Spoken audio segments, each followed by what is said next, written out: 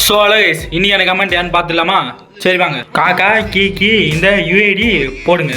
என்னங்க எனக்கு ஒண்ணுமே புரியல. அதுதானப்பா எனக்கும் புரியல. அதான் எனக்கும் ஒன்றும் புரியல. காக்கா கீன்னு எதனா பாட்டு இருக்குமோ?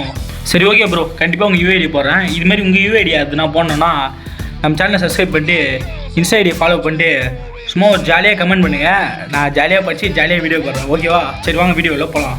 ப்ரோ இந்த யூஐடியை காப்பி பண்ணி பேஸ்ட் பண்ணால் பீட்டர்னு வருது கைஸ். எங்கேயோ பார்த்துருக்கேன். எனக்கு எங்கேயோ பார்த்துருக்கேன். சரின்னு உள்ளே போனால் ப்ரோ வந்து கோப்ரா அனிமேஷன்லாம் வச்சு நான் அப்படியே கெத்தாக பைக்கில் வராரு கைஸ்.